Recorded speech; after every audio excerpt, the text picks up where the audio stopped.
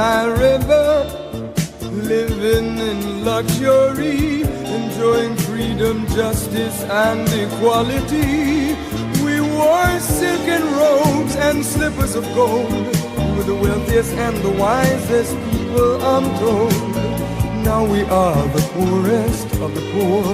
Nobody wants us at their door. So my friend, it's easy to tell, white man heaven is a black man hell.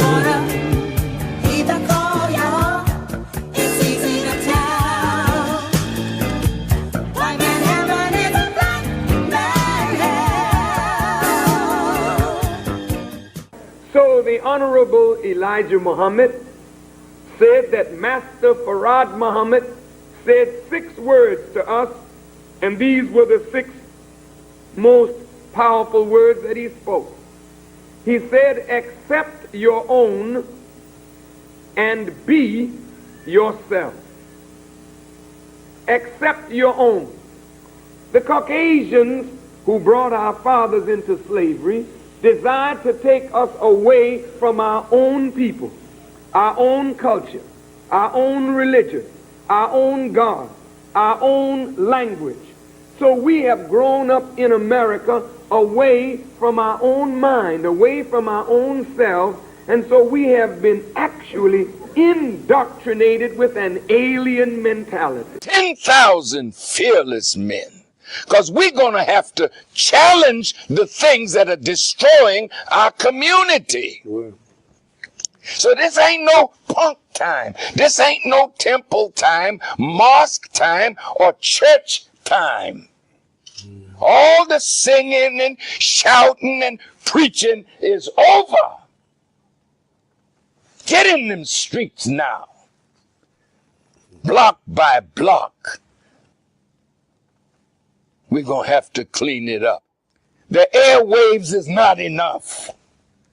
The television screen is not enough. You got to put boots on the ground who are trained and are willing to make the sacrifice of life itself to see our community made a decent place to live. Attention. Drill.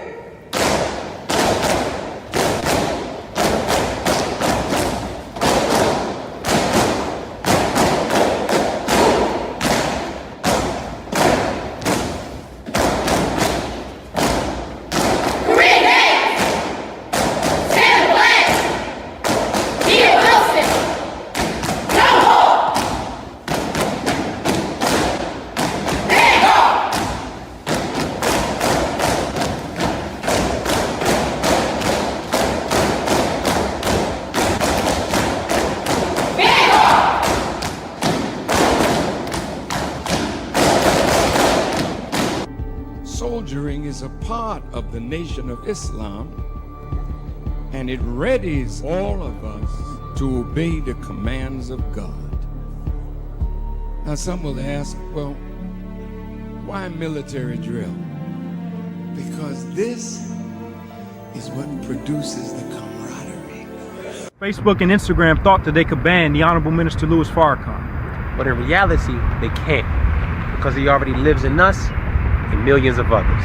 قل أعوذ بالله من الشيطان الرجيم بسم الله الرحمن الرحيم الحمد لله رب العالمين الرحمن الرحيم مالك يوم الدين إياك نعبد وإياك نستعين اهدنا الصراط المستقيم صراط الذين أنعمت عليهم غير المغضوب عليهم ولا الضالين آمين. In the name of Allah, Master Fard Muhammad, the one true and living God, to whom praise is due forever, I bear witness that there is no God but Allah, and that the Honorable Elijah Muhammad is his messenger. Peace, family, and welcome back to another wonderful episode of WHID-FM.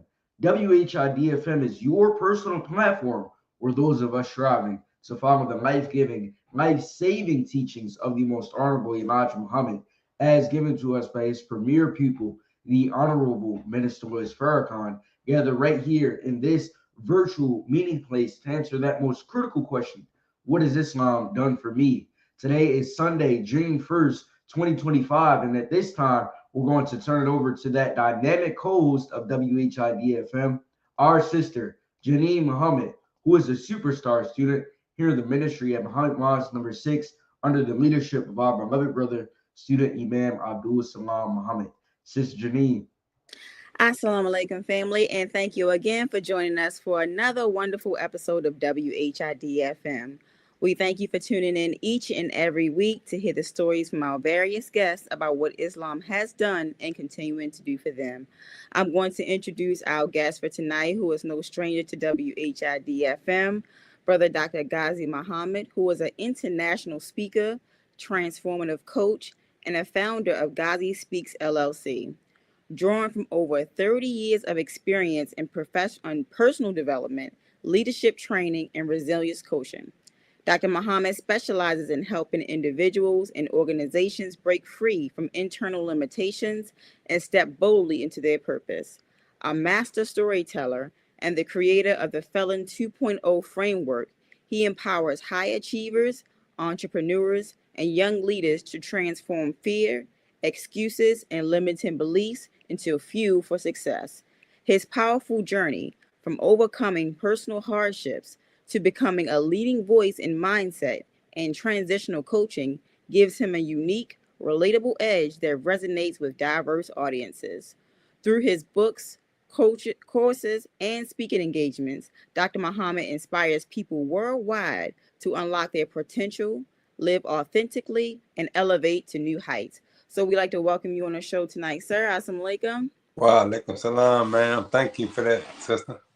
Praise be to Allah. Now, I know you've been on our show before, so I wanted to get a little bit into your organization because the title is sticking out to me. Felon 2.0. How did you get that name? Like, where did you come up with that? And how did you launch? What made you want to launch that LLC and that? That's a good question. Thank you for that question, sister. Well, let me start in the name of Allah, the Beneficent, the Merciful. I bear witness there is no God but Allah. I bear witness that the humble Elijah Muhammad is the exalted Christ, and he's alive, well, and in power. And that the humble Minister Louis Farrakhan is that divine servant and faithful warner. Greet you once again of Assalamu alaikum. Wa alaikum salam. So that Felon 2.0 actually was born out of my experiences. And it's really coming from studying in our teachings. We taught that the original God, the first God, created himself out of triple darkness, and he took the dark material of his own environment and made himself up out of that darkness.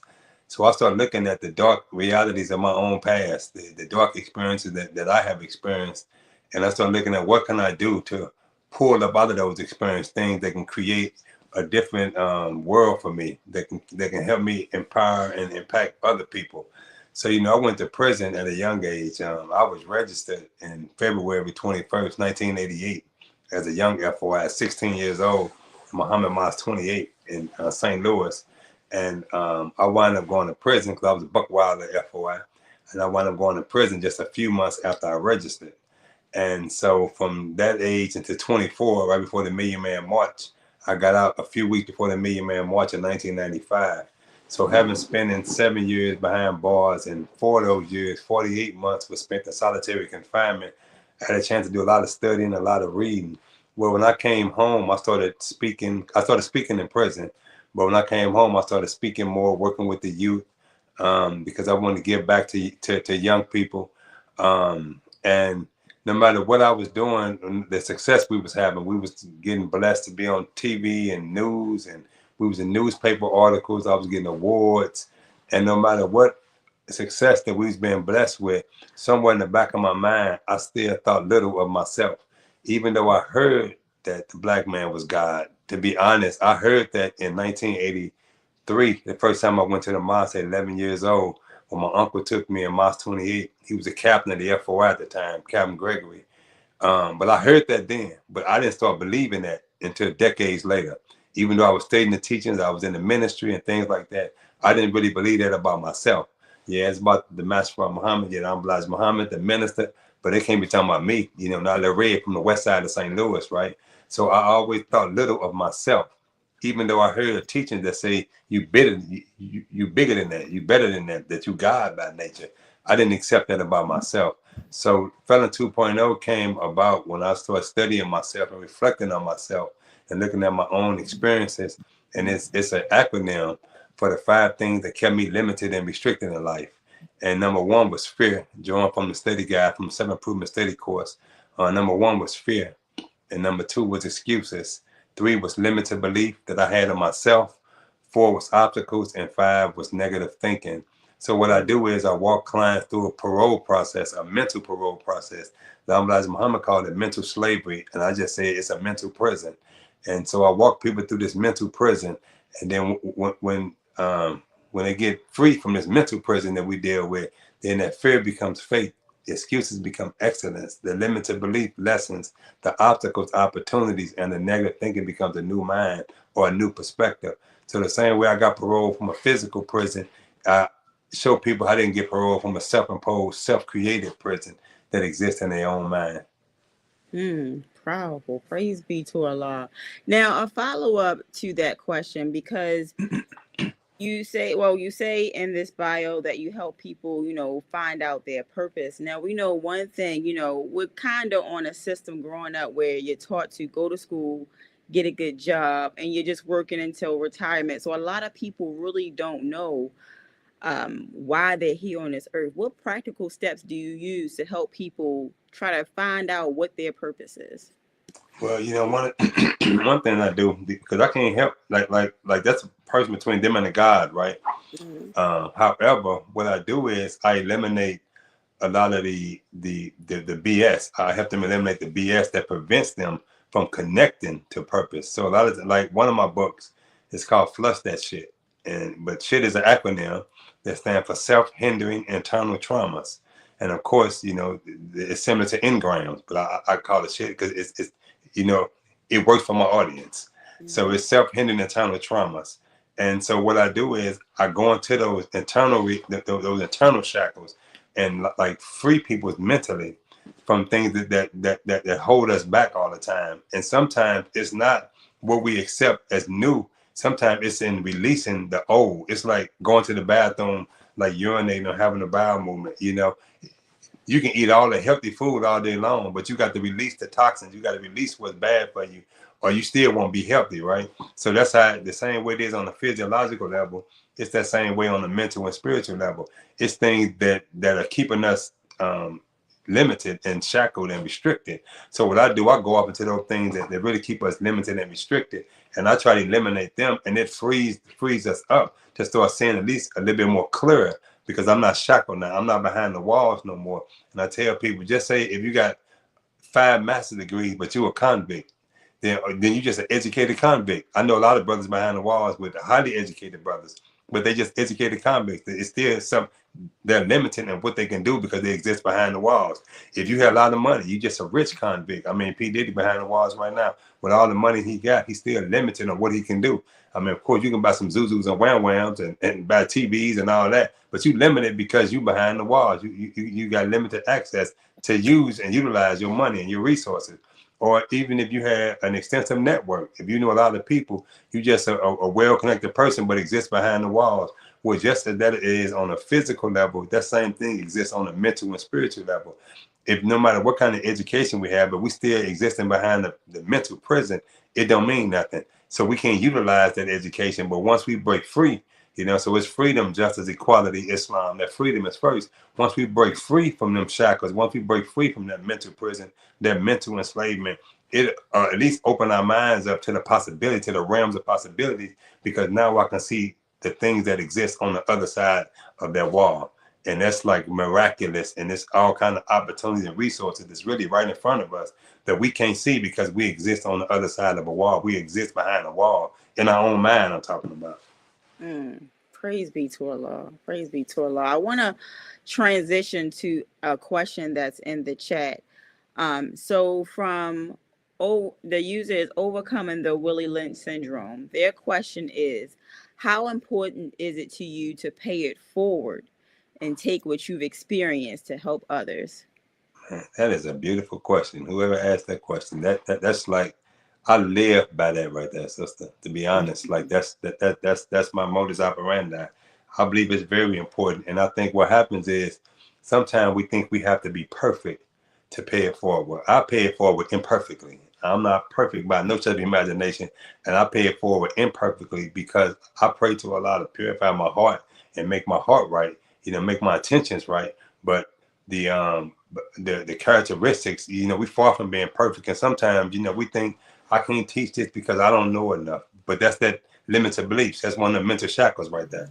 Or we use all these excuses on why we can't do it. But paying it forward is highly important, and really that's the purpose of it. I was at a youth conference. I was blessed to speak at a youth conference here in Georgia yesterday, in McDonough, Georgia, a Choices Youth Conference, and there was a brother from Guyana there, and he told me, he said, man, like, your work is important. He said it's important that you take all your experiences and you give it to other people. Then he said something to me that stuck with me. He said, Brother Ghazi, have you ever seen a tree eat its own fruit? I said, no, sir. He said, right. He said, because the fruit is for somebody else. It ain't for the tree. The tree don't eat its own fruit. It produces it, but it don't eat it. I said, that makes a lot of sense, brother. So he was telling me that the work that I'm doing is like that tree. Things that's coming from that, from my experiences, from my hardship, from my trials, my ups and downs, the knowledge that Allah has blessed me to have, and what I'm continuing to get, it's not for me. It's for somebody else. It's not for the person that you may have gone through the test, but it's for a testimonial for somebody else. Praise be to Allah. Beautiful. And the next question that was asked in the chat is from Sister Rolanda. She says, the minister says black business is an act of war. What are your thoughts? Oh, wow.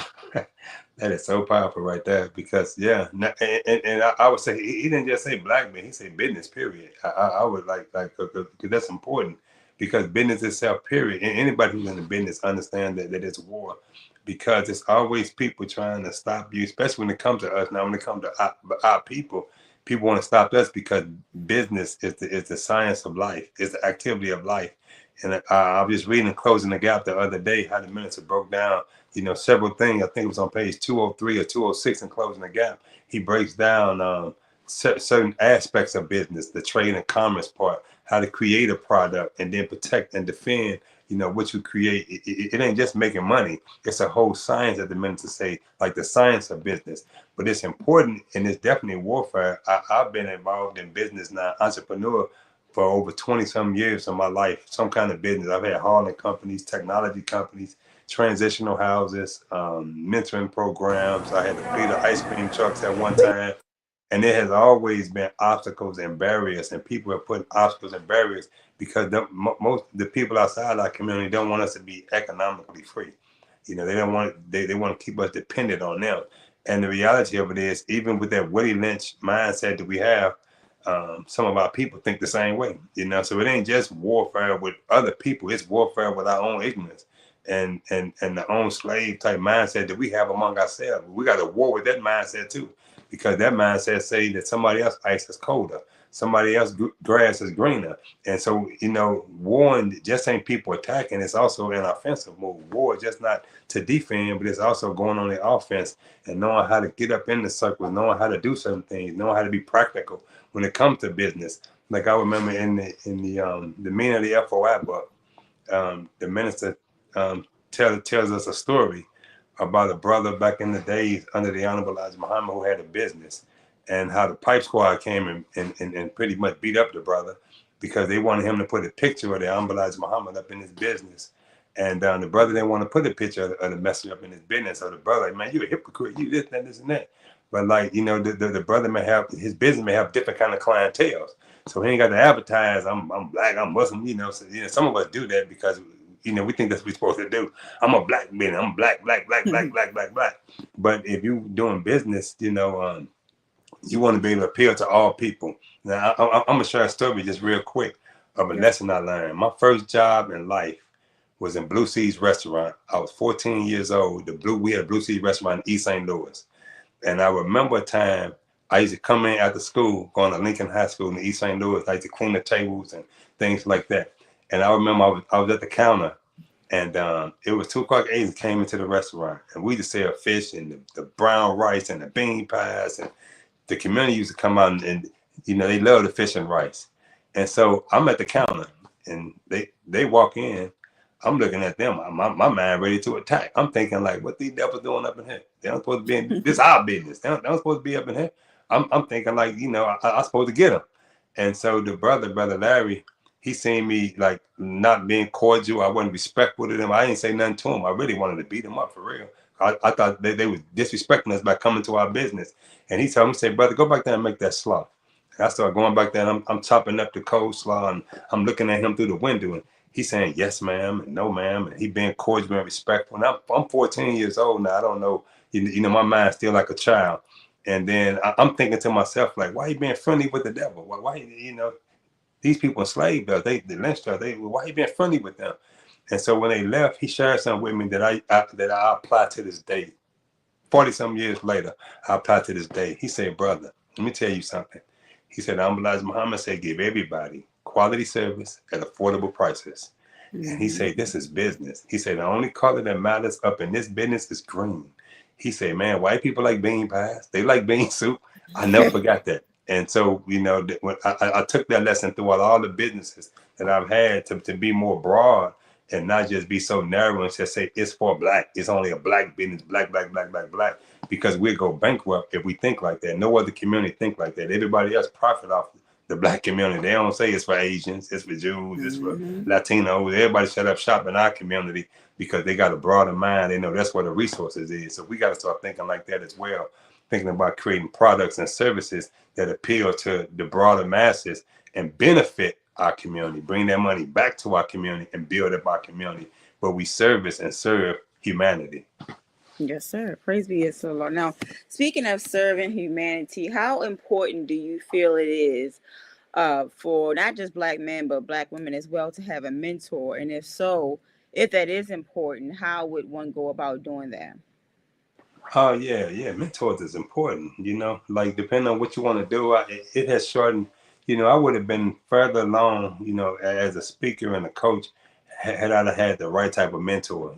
Sometimes we try to do it on our own, and I made so many mistakes. Some were very costly, that have set me back probably, years from, where I could have been and should have been in my profession. So mentors are very important. Once I started investing in the right type of mentors, it shortened my learning curve because these people have been there, seen that, done that. And I was able to ask questions and get answers to things that the textbook may not teach you, right? So mentors are very, very important, depending on what you want to get off, what lane you want to get into. Find people in that lane, but vet them out. Make sure not people who talk. See, the Ghazi Muhammad said this. He say, when there's 6 to 8 of us, like minds, who think alike, we pool our resources together, open up a grocery store and things like that, right? And what I found was, especially among a lot of believers, I found that we have connected with 6 or 8 like mouths. And that ain't what he said. He said like minds. It's different. It's a difference. People who talk business, they differ from people who think business. Somebody think business, you can look at their life, it's something about them. They got their credit together, they organized, they building, they got an infrastructure, they have a business, they got history in business. But then you got on the other side people who talk, doing for self, because they just sound good. All we got to do is.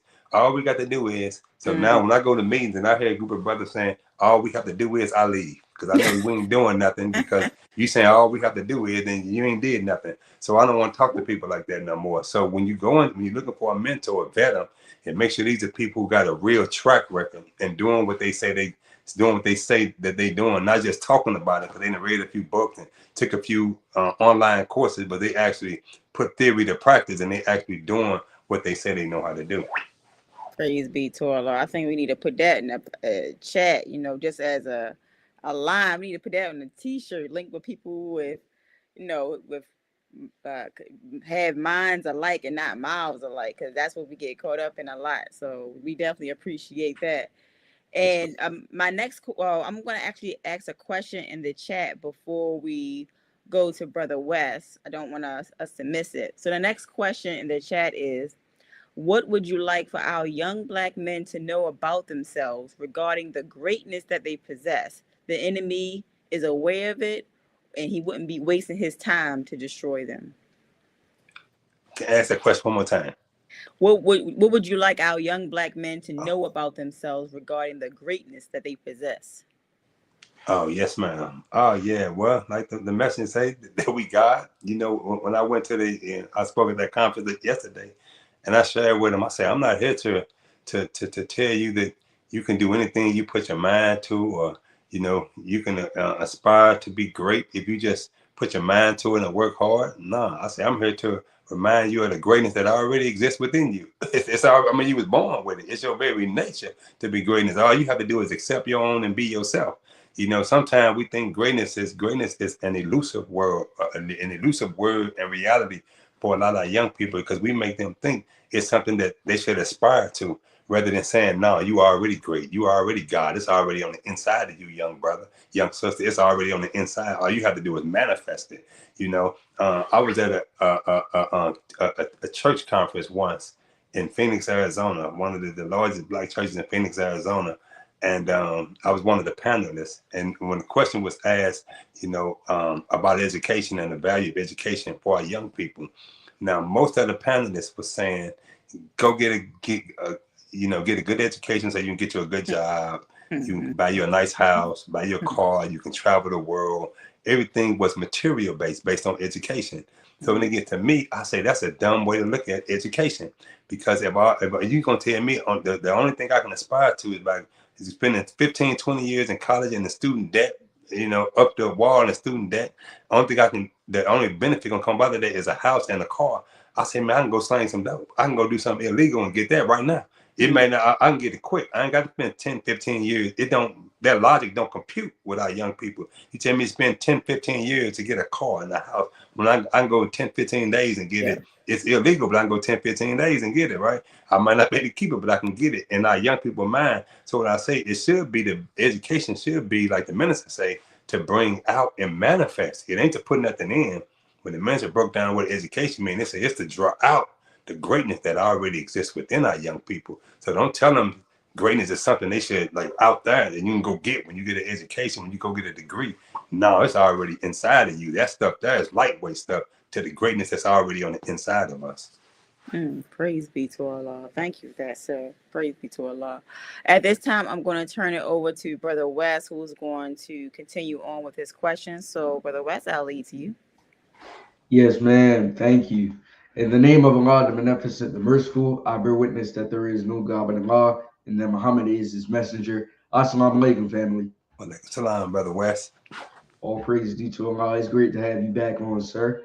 Yes, sir. Hey, man, you growing up too, man. I remember last time you was a little shorter, brother. Your Yes, voice sir. getting a little deep in everything. Yes, sir. Most definitely. And Brother Ghazi, I wanted to ask you, starting us off, you know that currently America is really facing a mental health crisis, I would say, especially as it relates to the Black man in particular. So I wanted to know if you can speak on your mental health status prior to becoming a registered member of the Nation of Islam, and how Islam has helped you to strengthen it. Oh man, that's a deep question, brother. Yes, I sir. was crazy as all get out before coming to the Nation of Islam, man. And not too sane now, not completely sane now. But actually, you know, when I was younger, my mother actually had me admitted to a psychiatric hospital when I was younger, because she thought I had a mental problem because I stayed in so much trouble. And she would whoop me and beat me, and I would Friday, I do the same thing Saturday. And so going in and out of juvenile facilities, drug rehab for teenagers, mental hospitals, and they actually injected me with Thorazine when I was younger. I don't know if they still use Thorazine now. They probably got a different type of psychotropic drug. But back when I was coming up, they had Thorazine. And but my mental health was like, it was something. And actually, that's how I came into the teachings, or I fell in love with the teachings, I would say, because I had just got out of a mental hospital in 1985, a drug rehabilitation center. And kicked out of 2 high schools, all in the same year, in 1985. And my uncle had gave me the tape of the minister, the Madison Square Garden tape, Power at Last Forever. And I listened to that tape over and over and over and over and over again. And I just knew the minister was the man. I didn't know who he was, but I knew he was somebody I need to talk to, somebody I need to meet, and somebody I need to connect with. Because prior to that, I was just used to hearing, I knew the minister's name, but I had never had and owned my own tape of the minister. That was my tape that my uncle gave me, that was mine. I just knew, I heard the local brothers in the mosque in St. Louis, and I heard clips of the minister, but that was my tape, and I listened to it over and over. And then actually from that tape right there, I had, prior to seeing that tape, I had seen psychotherapists, I had seen counselors, and all of that. And I knew then that nobody could help me except the minister. And I felt like that at 14 years old, which led me to doing some things to go meet the minister years ago. But mental health is so important then and now, because it's something that a lot of people, with the food we eating, not just the food, but the things we watching, the miseducation that we have, mental health is important, because when we go out there to our people, it's challenging for us. Even if we go out there with the final call and the bean pie, and you deal with people who dealing with mental health issues, they're not even clear enough in their mind. You know, we're inviting our people to the mosque. You know, I seen an incident in Arizona, in Mile 32. I lived in Phoenix, Arizona, where brothers go out and get, you know how we go out and get the brothers and we bring them in, and some of the brothers had mental issues, and you know, you don't want to hurt our people, but they come in with issues and they say certain things and they do certain things that violate our security. And then now it put us in a bad situation, because, you know, we brought somebody in here with a mental problem, and he may disrespect the sister or say something to one of the children, and the brother's ready to get down on them. Whereas, you know, we should have assessed that, you know. So mental health is important, not just for us to have, but mental health is good for us to be able to recognize and identify certain mental imbalances in our people. So when we're inviting them to the mosque, when we're inviting them to the teachings, we got to be very careful, because these drugs they on is causing a mental shift. It's shifting their thinking, and it's taking them out there. I mean, not just the food. I'm talking about these drugs that they got in the streets now. It's really psychotropic drugs, and it's really messing our people's minds up. So we got to be careful in bringing them around us. And I know our heart is right. I want to go get them, but man, boy, you better go through some mental illness or something first. Yes, sir. Most definitely. That's a wonderful answer. And my next question for you, Brother Ghazi, I wanted to ask you if you can tell us about your experience on working with the brothers and sisters down in Kenya. I wanted to know how exactly that came about, and also what was their reception of your message and what you were teaching on. Man, that's a good question too, brother. So, you know, we got I think last time I was on there, we talked about the land, the 25 acres we have here in Georgia. So, you know, my wife and I had bought some land here, and we started the Black Homestead Conference, and we were doing a lot of conferences for a few years. And but the event venue that we had on the property, the wedding venue, ended up being destroyed. A big tree came and destroyed the wedding venue, totally destroyed it. It went from one end to the other. And we know who controlled rain, hail, snow, and earthquakes. So it was a blessing from Allah. In that sense right there, it was a financially devastated us, because we was making money doing weddings. But on the other side, it was a very spiritual blessing for me in particular, because it got me back on point with what I love to do, and that's speaking and impacting. So when we had a chance to go to Kenya, to Nairobi, and speak, I was blessed to speak 5 different times over in Kenya, and the reception was absolutely amazing. Like, it was so humbling. And you know, I didn't. It's certain things in the teachings that became crystal clear to me when I went to Kenya. I've been reading it for 40-some years in my life. I've been reading it and listening to the minister talk about it, but I didn't really understand it until I went to Kenya. And one of them was this right here. You know how we talk that we was robbed of our culture, robbed of our names, our God, our religion, and our culture, right? I heard that. I understood that. Theoretically, I understood that. But I didn't understand that in a practical way until I went to Kenya. So when I went to Kenya, in America, they say, sociologists teach that in the most impoverished communities, you have the highest level of crime in the most impoverished community, whereas poverty breeds crime in America. That's what sociology teaches, right?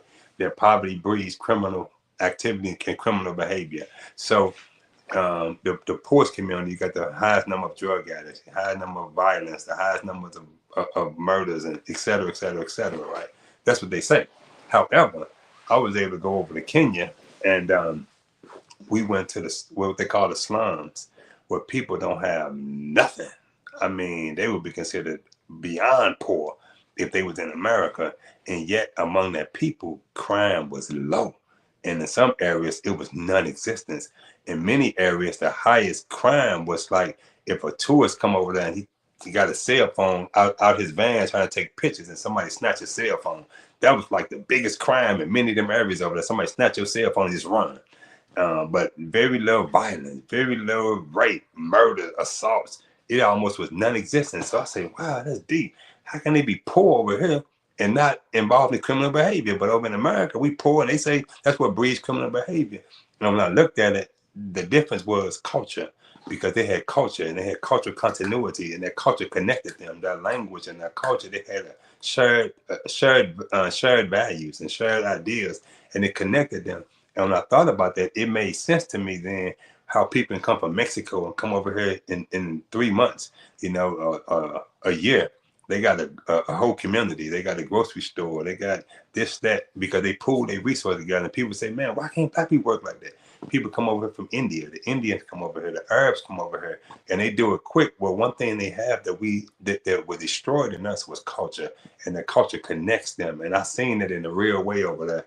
The culture connects them, not just the language, but the food, the language, the values that they have. It connects them. It creates a connectedness that we just don't have, because we were scattered and totally destroyed, and we adopted the culture of our open enemy. So we don't have that cultural connection that a lot of other people have. Now in the nation, we build. I'm like, Muhammad came with a culture. He building a culture. So, we have a certain kind of camaraderie among ourselves in the Nation of Islam, but our broader people don't have that.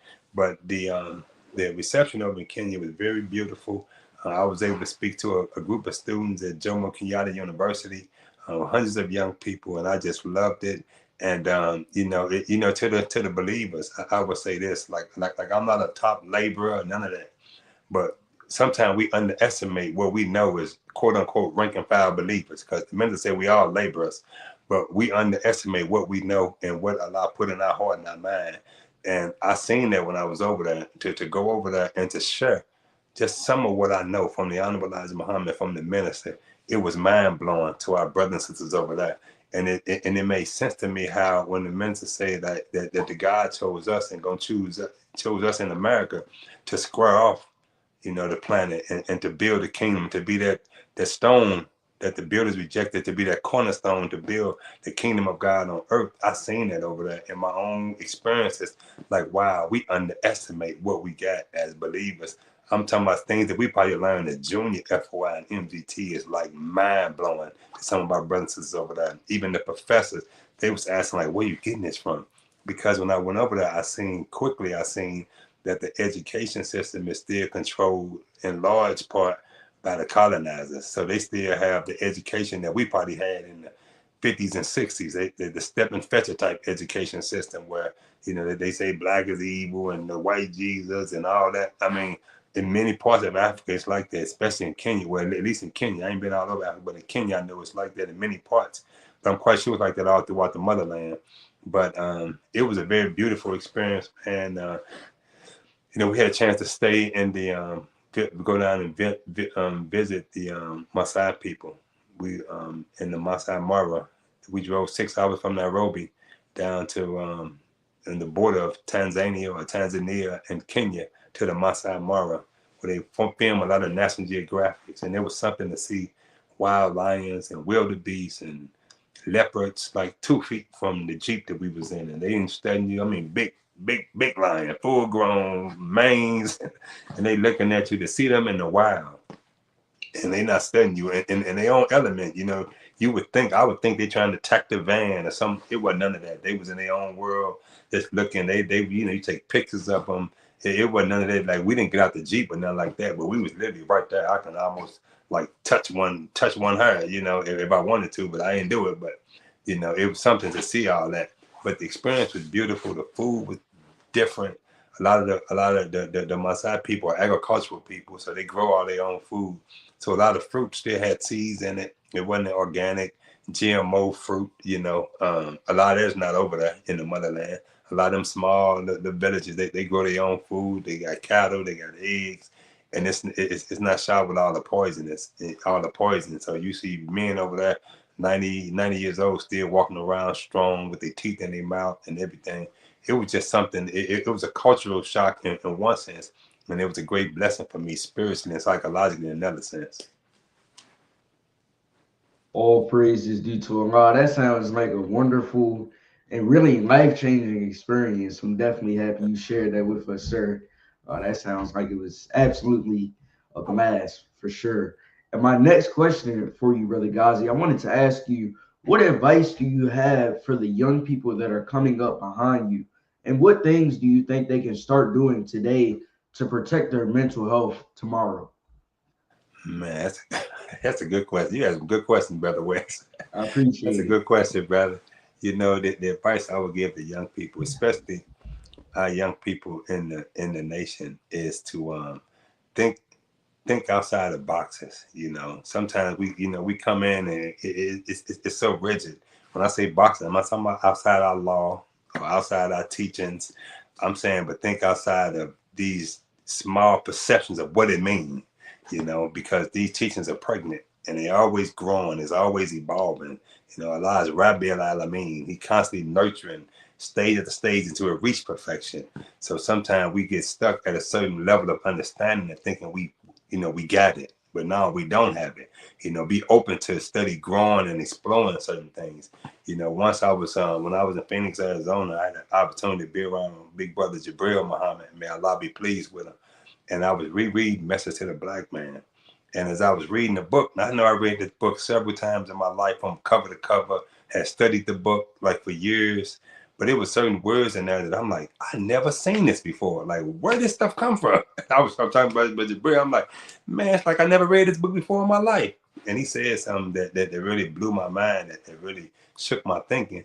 He said, it's not that the words changed, the words have stayed the same, but you have changed. You have grown. So as you grow, what you pull out and what you perceive changes. I say that make a lot of sense. So as we continue to grow, don't stay stuck and think that the understanding you have today is going to be what you're going to have tomorrow, because the minister said it clearly that yesterday's keys won't open up today's lock. So keep your mind open and to continue to grow, to continue to evolve as you grow and evolve. Even in your understanding of the teachings of the Honorable Ghazi Muhammad, they're going to grow and evolve, and you're going to start seeing them clearer and clearer and clearer. And the different levels you go on, you're going to start pulling out exactly what you need. You know how the minister say, he talks sometime and he say, before this lecture is over, I'm going to touch everybody in here. Now, how can that be? Because his message is layered. It ain't just for the people on this level. And then, you get with a group of brothers, and after savings, then you compare notes, and something. One brother may say, man, did you hear what he was saying about marriage? That brother need to hear that. He might be going through some of this marriage. Another brother may, his highlight was, man, did you hear what he said about the business? Man, he said, do for self, this and that. Well, that brother may be on that page right there. Somebody else may talk about health, how to eat and live. Because and you'd be like, I don't even remember that part right there, because you get exactly what you need. It's like eating food. When you eat food, your body only take what it needs. That's physical, but even on a mental and spiritual level, when we hear the man of God, we take what we need. So as we continue to grow, our needs change. When I was an infant, I needed some baby food, some milk, breast milk or something like that. But when I get that toddler, I don't want that. When I get bigger, I want some chicken wings, I want some fish. So as we change and we grow, what we want to eat, what we want to consume, what we need changes. That's physical, but that's also mental and spiritual. Yes, sir, it most certainly is. And I thank you for answering that question for sure. My next question for you, I wanted to ask you if there's any hints on what's next for Brother Ghazi. Man, what's next? So, Yes, so I've been helping. I just finished my 5th book.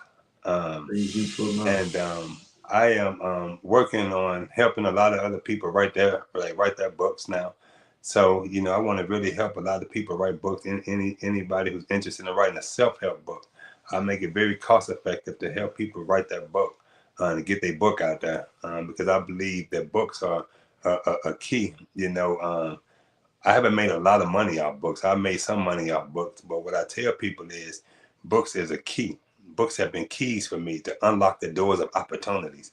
So certain doors that have been locked to me, when I write a book, that book unlocked the key, unlocked the door to opportunity for that particular door right there, right? So just say if you want to go into the area of helping young people, then write a book on it. It can be a book about your experience. It can be a book about something you've seen, something you've heard, some you know somebody else went through. But write a book on it. And when you become a published author in it, in this world, when you become a published author, you almost become an instant expert, so to speak, in that particular field. Even though if you ain't lived it for 40 years, when you publish a book, you know, it adds a certain degree of credibility to you. So since I've written 5 books, I want to help a lot of other people write their books. And but what's next for me is definitely more international speaking, impacting. I want to go and see the 196,685,000 square miles of our planet. I want to see the men say that the God gave us there to show us the scope of our home. So I want to see our home. I plan on traveling more.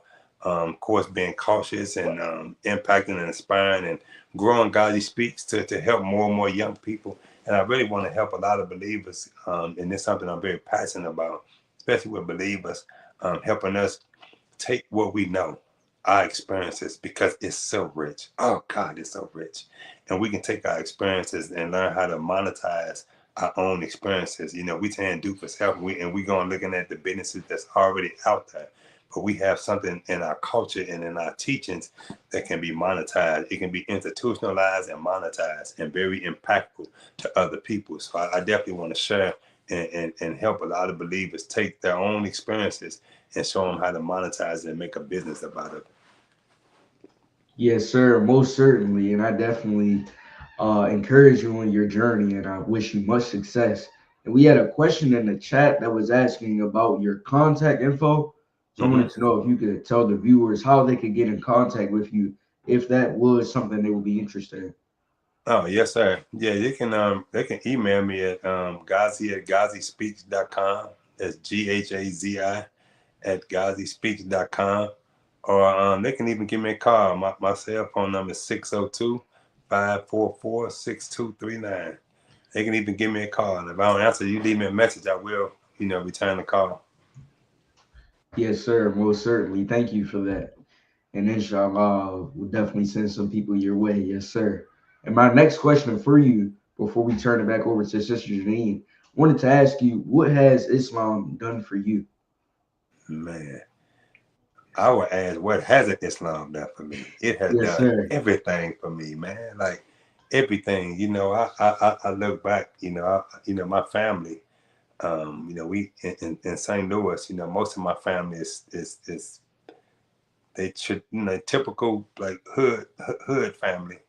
And so I was, looking back on my family, generations of convicts in my family. Most of the men in my family have been to prison. And even a generation that's coming behind us, a lot of them have gone, and some of them are there. Some of my cousins have life without parole. Only by the grace of Allah, they get up out of there. I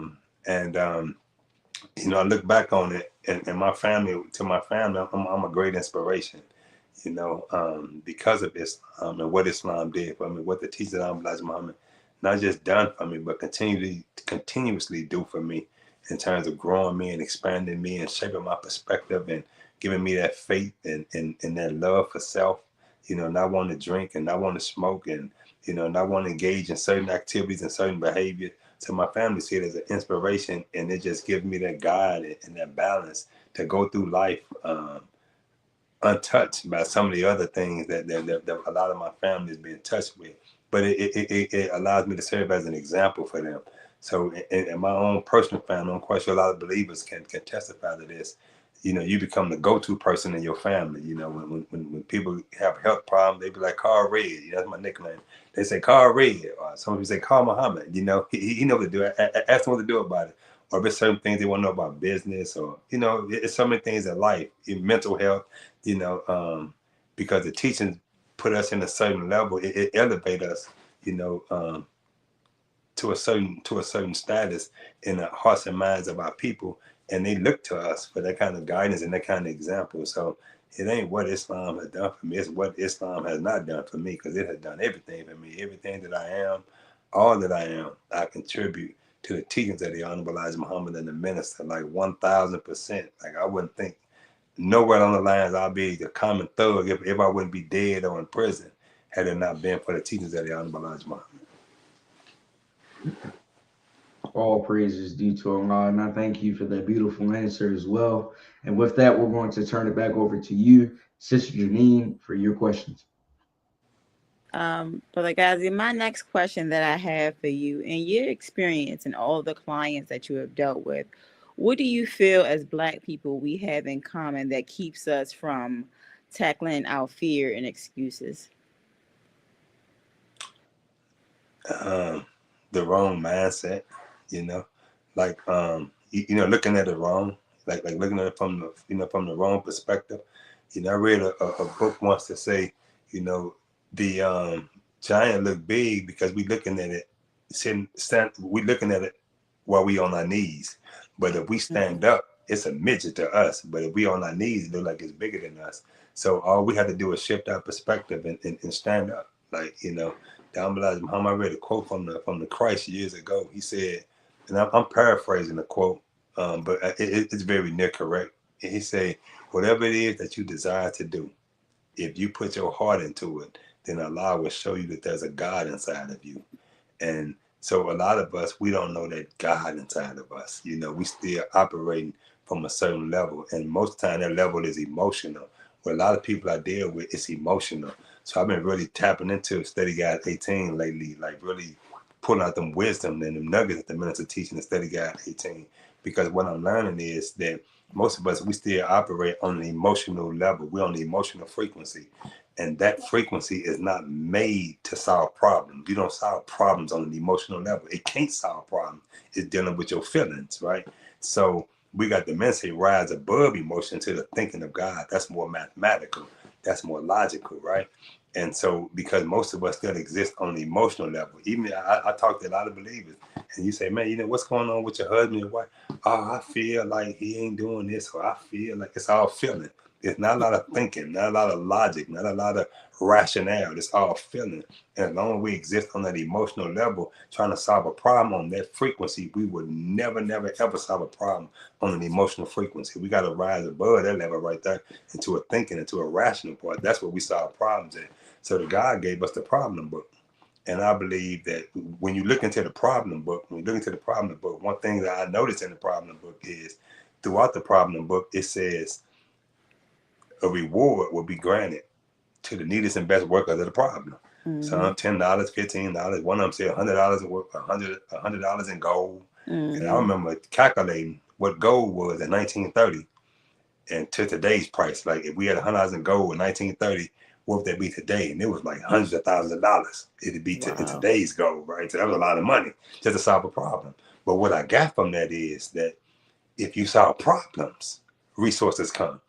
Not if you talk about the problem, not if you articulate the problem, not if you break down, no, if you solve the problem, work on that problem, solve that problem. So sometimes we are the best articulators of the problem. We can articulate the problem, but if we solve the problem, there's a financial reward to solving problems. So a lot of us, because we exist on that emotional level, we're not really solving problems, and we wonder why we're not enjoying the luxury, money, good home, friendship, and all walks of life, because it's right there in our teaching. We just got to solve problems. And when I go to the communities, when I go to schools, I ask them, what's the number one problem you're dealing with young people? Some of them say it's suicide. Some of them say it's substance abuse. Some of them say it may be gang violence. And so then my mind started going, okay, how can I go into the teaching? How can I go into the medicine cabinet and find a solution to the problem?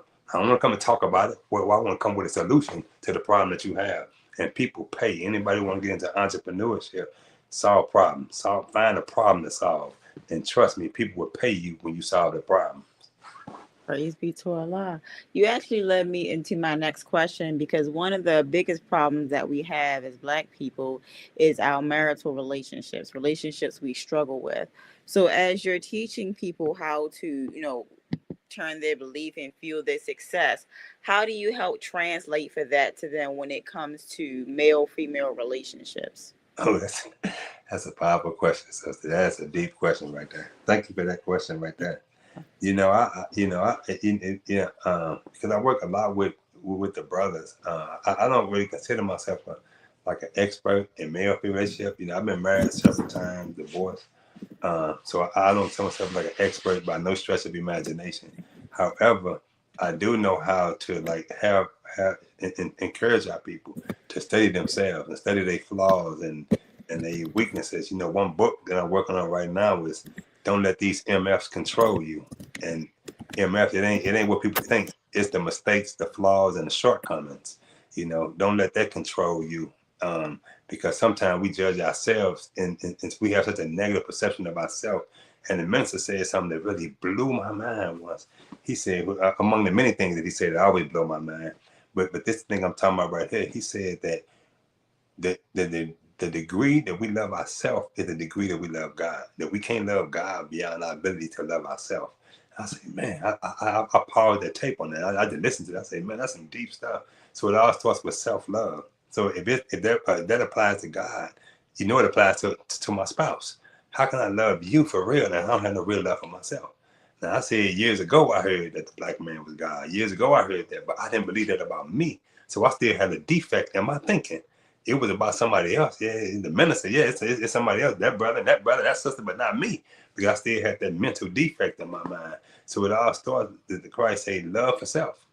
Love for self, and he said the knowledge of self is akin to knowledge of God.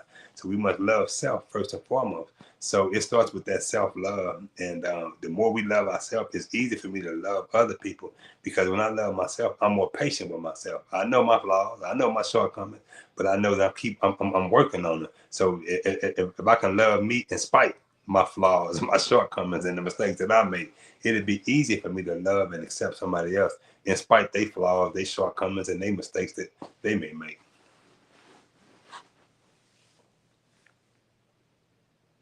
Before we chat questions, I'll turn it over to Brother West, who will give us our station ID, and then we'll go to our audience questions. Brother West?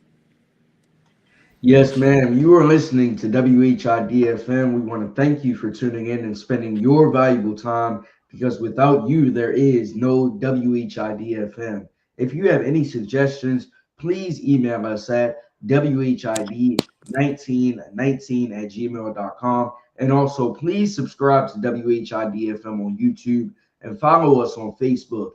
And family, next week, our guests will be, inshallah, Brother Student Minister Ghazi Muhammad and his wife, Sister Rodrina Muhammad. So make sure you tune in for that wonderful episode right here on WHID-FM. Praise be to Allah. And I'm going to ask a question that was asked before I forget it.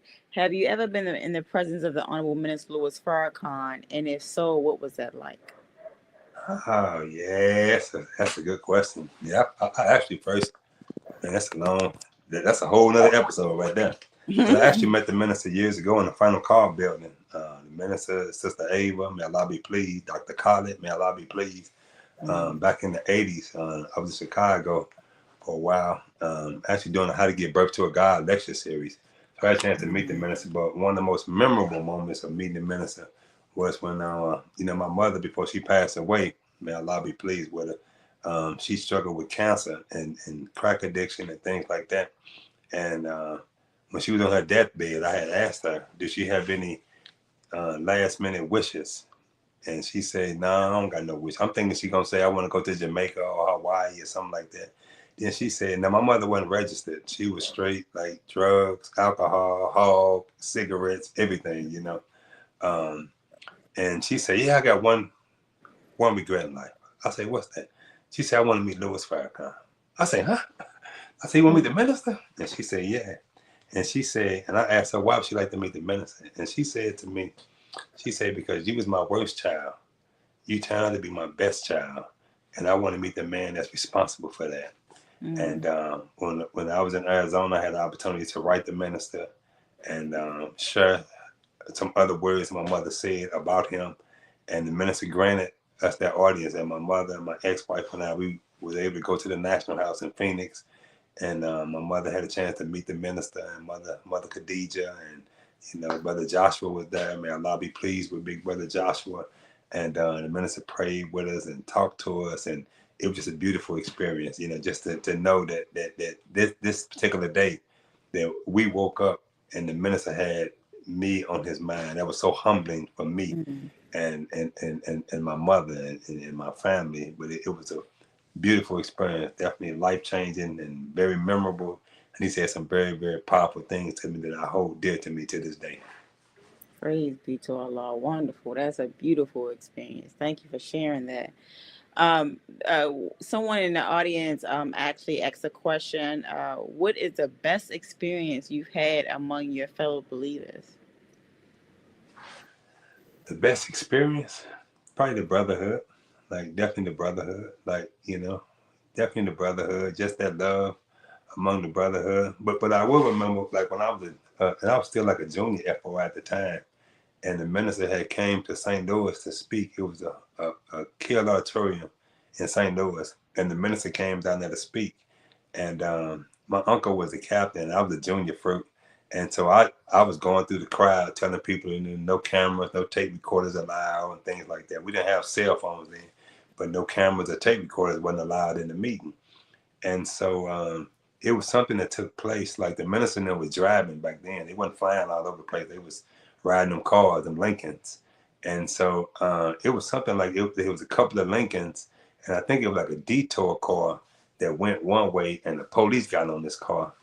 And the minister was able to get up out of there, because that same day it was a wrestling match in this arena, and like Hulk Hogan and Andre the Giant, all them guys was coming in there. So it was a whole bunch of people in there trying to take pictures of these wrestlers and stuff. And the minister was finishing up his talk. And so when the police got on that detour car, some of the brothers say, "Hey, they got one of y'all brothers down there."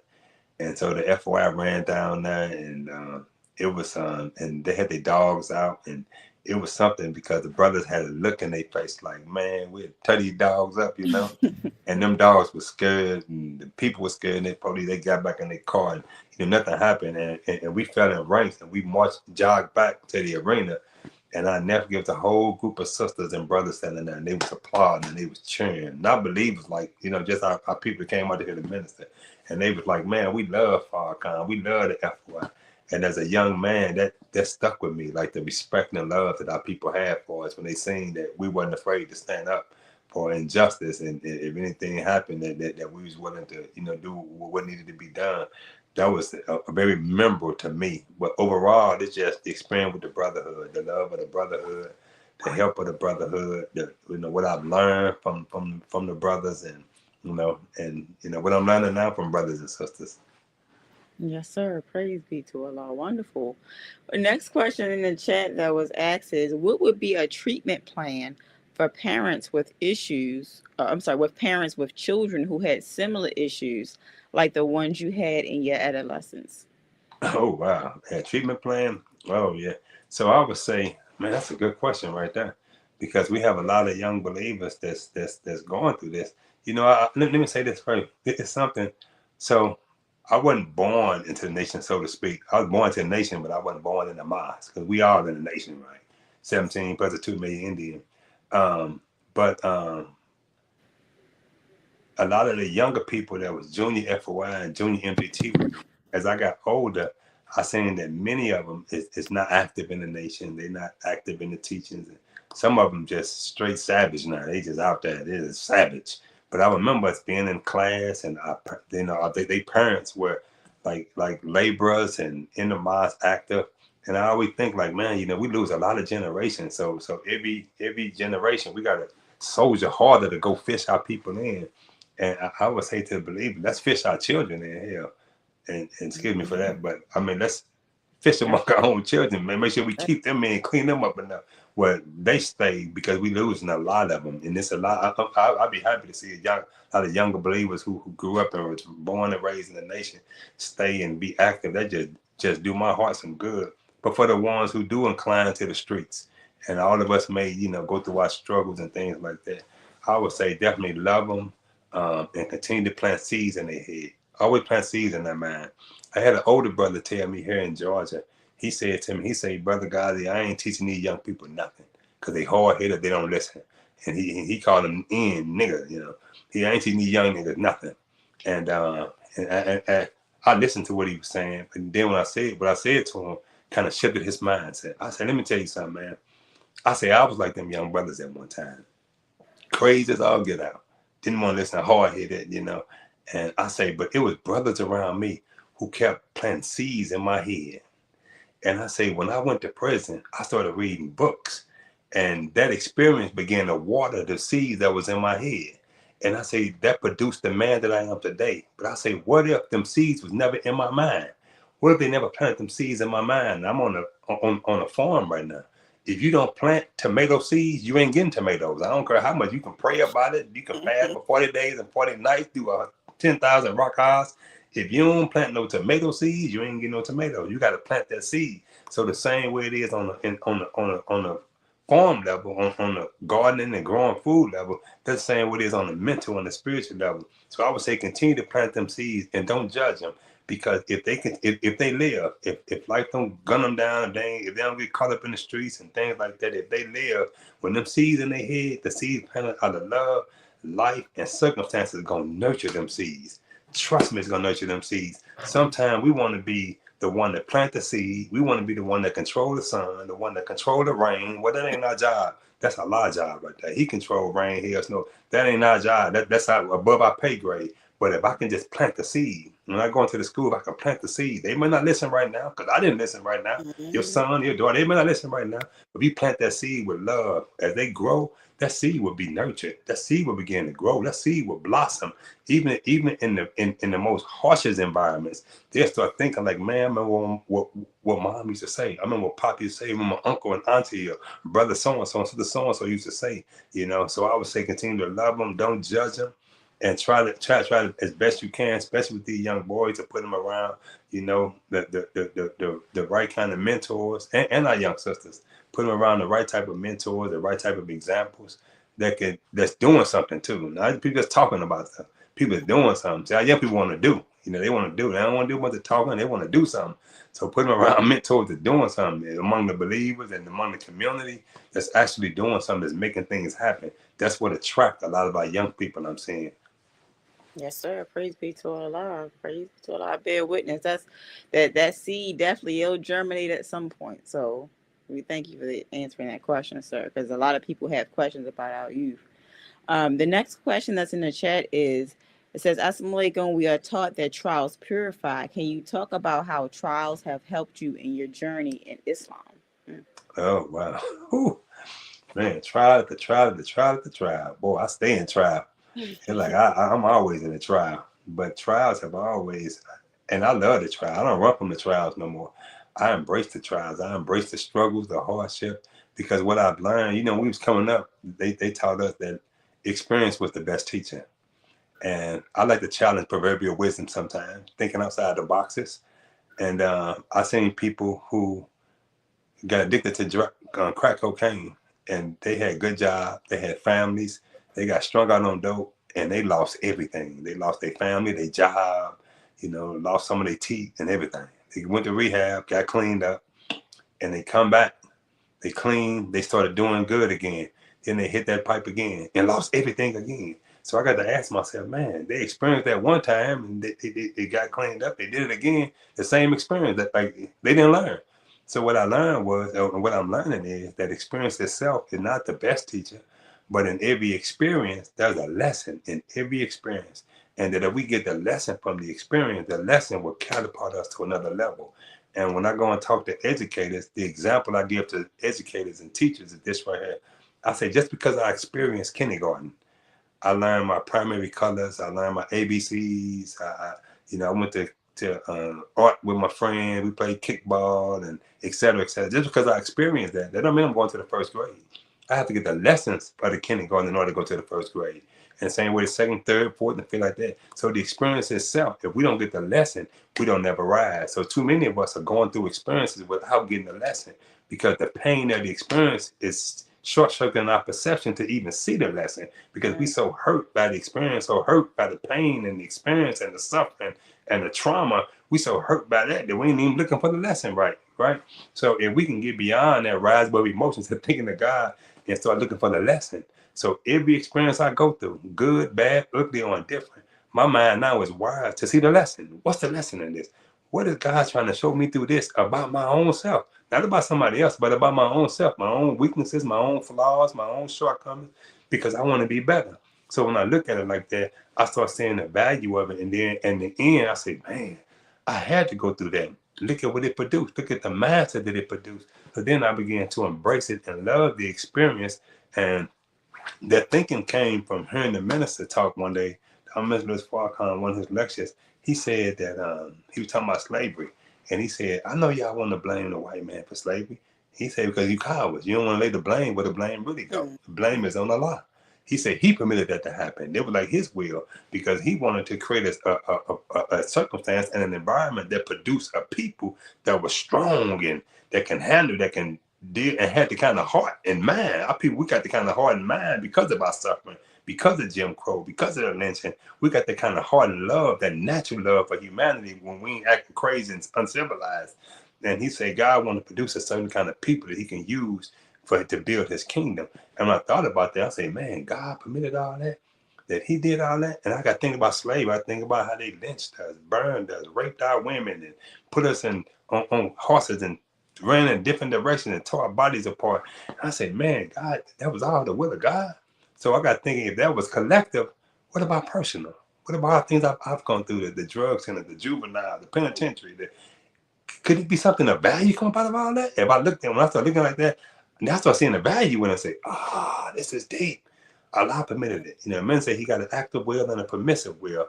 So part of his permissive will, he allowed us to go through certain things, but even that is a part of his higher mathematical plan for us. If we get the lesson, if we can take on his coloring, and you look at it the way God look at it, and not look at it from the vantage point of our pain and our trauma, and hence we need to clear them engrams up, because we're looking at it wrong when we're looking at it on that level. Yes, sir. Praise be to Allah. Thank you for that. And my last question that we have for you is, what advice would you give to new believers just starting their journey in Islam? Man, keep going. Don't give up. Keep going, and keep your eyes on the prize.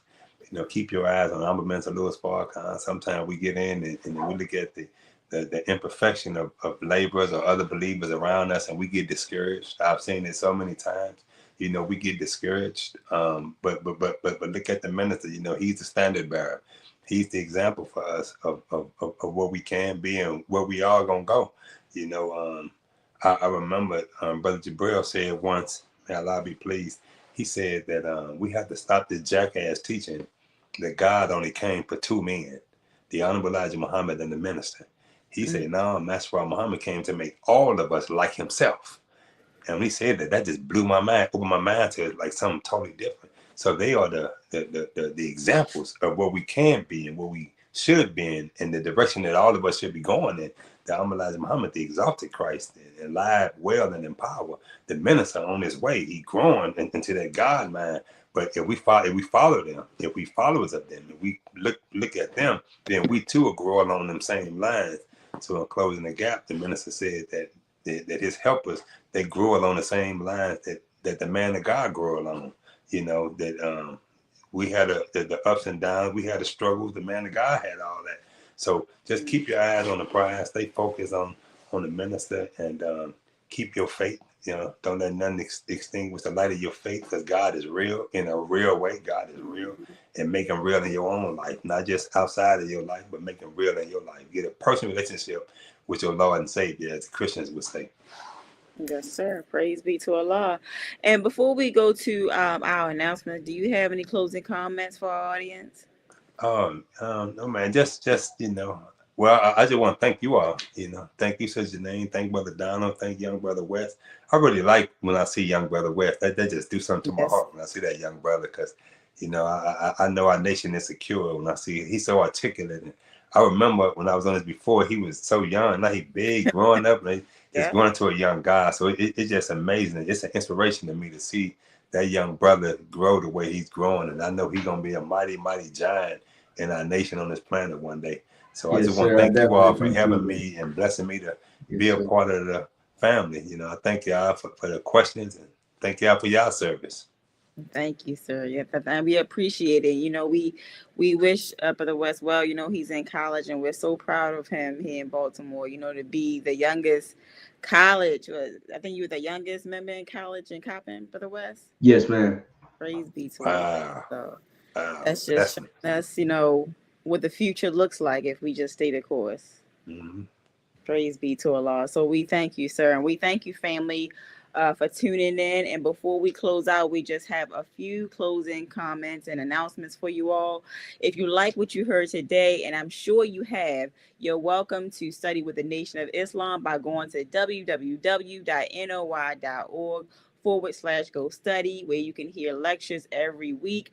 We have lectures at Sunday, 10 a.m. Central Standard Time, 11 a.m. Eastern Standard Time, and we have the lectures from various guests. You're welcome to go onto the site where you can see the history of the Nation of Islam, ask questions, go into our archives, look at videos, lectures, books, and more. Also, Final Call Radio, download it on all your devices. Take it with you on the go. Doesn't matter if you're going to the store, doing errands, going to work, going to school. Definitely have something positive in your ear. We know it's so much nonsense in the ear of our adults and children. So definitely have the Final Call Radio playing in your ear 24/7. Located, you can get it on the App Store, and you can play it in the background as well. So definitely get Final Call Radio. Speaking of the Final Call newspaper, you see the cover right there, Divine Destruction and Devastation.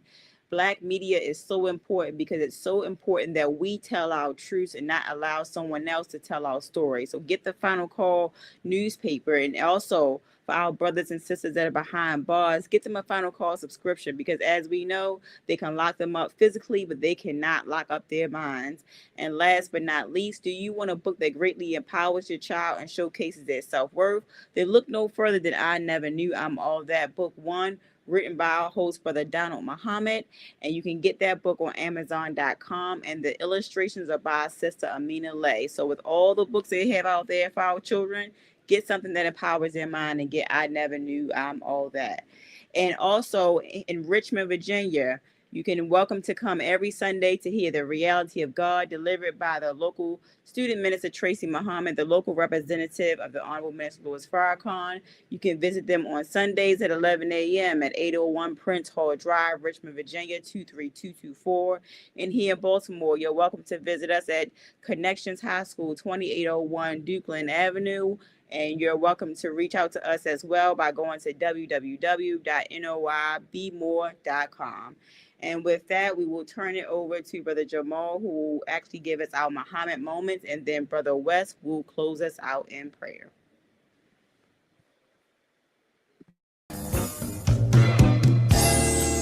Before we came, has got the whole family of humanity like little devils.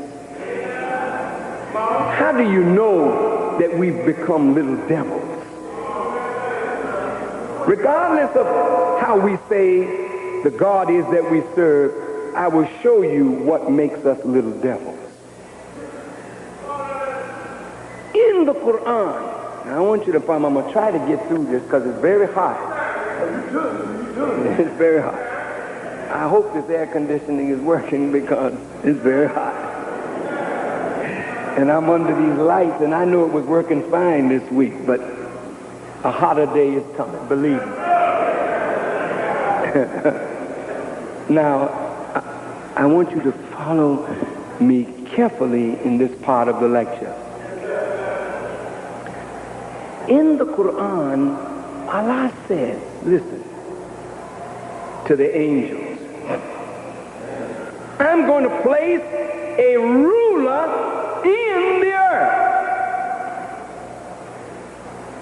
And the angels said, Oh Allah, we extol your holiness, your goodness, your righteousness, but will you place in the earth one who will create mischief and cause the shedding of blood? That's a question that the angels put before God. And God answered back saying, I know what you know not. He goes on with his plan, and he creates Adam. And he teaches Adam. Now remember, Adam is supposed to be the father of all human beings, right? Is that right? Okay. Now if you are the children of Adam, whatever is in your father is in you. Genetically speaking. Whatever the potential of the Father is, that same potential is in us. Now let's go look at our Father. I want you to all look with me at Adam. Y'all all right?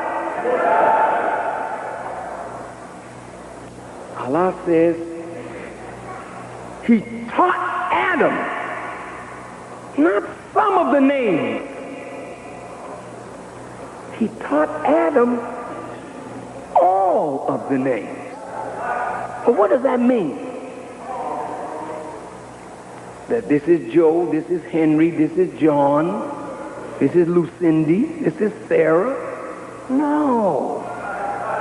The name of a thing tells us its nature, characteristics, function, and the law by which it came into existence. So when you know the name of a thing, God is giving you now access, the key to master what you have the name of. Now I want you to hear me carefully now.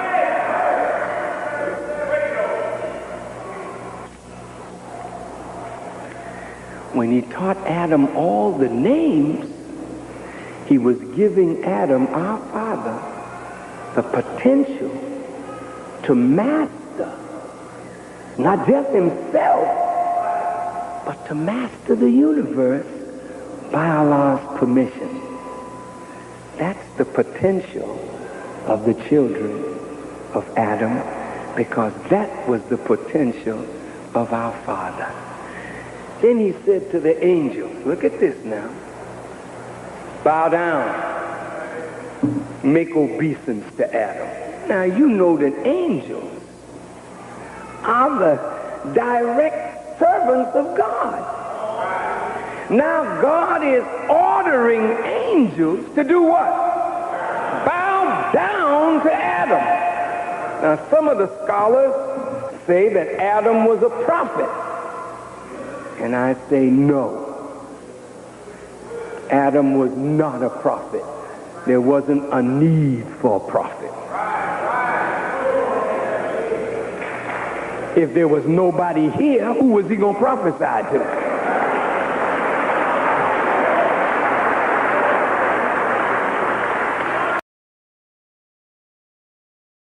All praises due to Allah. Family, we want to once again thank you all for tuning in to another wonderful episode of WHID-FM, because without you, as we said before, there is no WHID-FM. And also, we want to give a big thanks to Sister Ghazi Muhammad for her questions, and then also Brother Ghazi Muhammad for answering all of our questions. For sure, he gave some wonderful answers. If you want to watch the full replay of this episode, please go to WHID-FM's YouTube page and Facebook page, where you will find the full replay of this episode and then all the other episodes we've done in the past. And with that, family, we're going to close on in prayer. Attention prayer. Bismillah ar-Rahman ar-Rahim. Alhamdulillah Rabbil Alameen. Ar-Rahman ar-Rahim. Malik yawmiddin. Iyaka na'budu wa iyaka nasta'in. اهدنا الصراط المستقيم صراط الذين أنعمت عليهم غير المغضوب عليهم ولا الضالين آمين. Assalamu alaikum, family. My album. It's an album that speaks from the pain of the heart of a little boy wanting to see his people free. Yeah. This is Big Snoop Dogg, coming at you live and direct. This is a project that attracted some of the most brilliant, award-winning musicians and artists. Let's change the world. Let's change the